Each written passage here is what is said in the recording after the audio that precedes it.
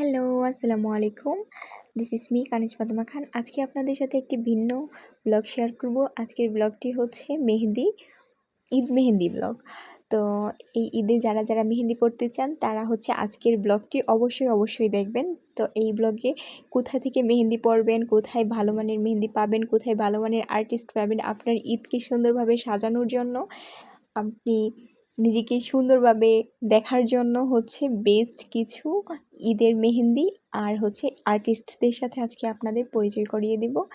তো গতকালকে আমি একটা ফেসবুকে পোস্ট দিয়েছিলাম যে ফ্রিতে আমি মেহেন্দি পড়তে চাই, গফরগাঁও যদি কোনো আর্টিস্ট থেকে থাকে তাহলে যেন আমাকে ফ্রিতে মেহেন্দি পড়ায় দেয়। আমি মেহেন্দির টাকা দিয়ে দিব, বাট আমাকে ফ্রিতে পড়াই দিতে হবে। তো সেখান থেকে কিছু আপু আমাকে নক করেছিল ইনবক্সে। তো আপুদের ডাকে আমি সাড়া দিতে চলে গিয়েছিলাম। প্রথমে আমি মাইশপ থেকে সুহাপুর যে অর্গানিক মেহেদি আছে ওইখান থেকে 2টা মেহেদি নিয়ে নিয়েছিলাম। তো আমি বলছিলাম যেহেতু আমি মেহেদির টাকাটা দিয়ে দিব, সেই জন্য হচ্ছে মাইশপ থেকে আমি 2টা মেহেদি নিয়ে নিয়েছি। তো আপনারা হচ্ছে যারা অর্গানিক মেহেদি চান গফরগাঁওয়ের ভিতর, তারা হচ্ছে অবশ্যই মাইশপ থেকে এই মেহেন্দিগুলো নিতে পারেন, অথবা হচ্ছে সুহার পেজে ইনবক্স করলেও আপনারা এই মেহেন্দিগুলো পেয়ে যাবেন। তো আমি মেহেন্দি নিয়ে চলে গেলাম যেখানে বসে আমরা মেহেন্দি দিব, গন্তব্যস্থলে যোগাযোগ কম্পিউটারের যে প্রশিক্ষণ কেন্দ্রটা আছে ওইটার ভিতরে। ওইখানে 5 থেকে 6 জন আপু ছিল, তারা সবাই হচ্ছে আর্টিস্ট অ্যান্ড ভালো মানের আর্টিস্ট। আপনারা কাজ দেখলেই বুঝতে পারবেন। আপনারা যারা এখনও হচ্ছে ভাবতেছেন যে এই ঈদে খুব সুন্দর করে মেহেন্দি পরবেন বা নিজেরা মেহেন্দি পরতে পারেন না, তাদের জন্য এটা একটা সুবর্ণ সুযোগ। আপনারা এই আপুদের থেকে খুব সুন্দর করে নিজেদের ইচ্ছে মতো মেহেন্দি পরিয়ে নিতে পারবেন।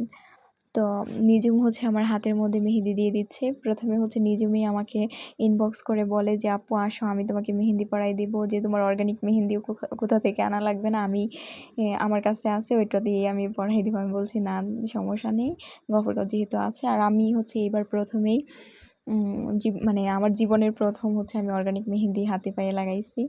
তো আমার খুব বেশি ক্রেভিংস ছিল যে আমি পায়ে মেহেন্দি পরবো। তো আমি অনেকবার হচ্ছে এটা নোট স্টোরিও দিয়েছিলাম। তো এরপর হচ্ছে হাতে পায়ে মেহেন্দি লাগানোর পরে আমরা হচ্ছে খায়রুল্লাহ স্কুলের ভিতরে চলে গিয়েছিলাম, যে হালকা গুড়ি বৃষ্টি থাকার পরেও একটু ফটোশ্যুট করতে। তো অনেক সুন্দর করে মেহেন্দি পরছি। এখন যদি ভালো মতো একটু ছবি না তুলি তাহলে কি হয়? তো সেজন্য হচ্ছে আমি খালি পায়ে ছিলাম, কারণ মেয়েরা বলতেছিল যে আপু এত সুন্দর করে মেহেন্দি পরাই দিছি, আপনি জুতা পরেন না প্লিজ, কিছুক্ষণ হচ্ছে খালি পায়ে হাঁটেন। তো কি আর করার, আমি এই যে খালি পায়ে হেঁটে তারপর হচ্ছে খায়রুল্লাহর ভিতরে আসছি। তারপর আবার ঘাসের উপর দিয়ে হাঁটার সময় ঘাসে বেশ কিছু বৃষ্টির পানি জমেছিল। তো আমার মেহেন্দি কিছু এলেও গিয়েছিল, কারণ হচ্ছে মেহেদিটা খুব ভালো মতো শুকানোর আগেই হচ্ছে পানি দিয়ে ভিজে গেছে। তো এই হচ্ছে ফাইনাল লুক আমার হাতের এবং পায়ের। আর এই ছবি তুলতে কি পরিমাণ কষ্ট করা লাগে আপনারা লাস্টের ছবিটা দেখলেই বুঝবেন। তো এই ছিল আজকের ভিডিও। সবাই ভালো থাকবেন। আর যারা মেহেন্দি পড়তে চান অবশ্যই আপুদের সাথে যোগাযোগ করবেন, আমি মেনশন করে দিব।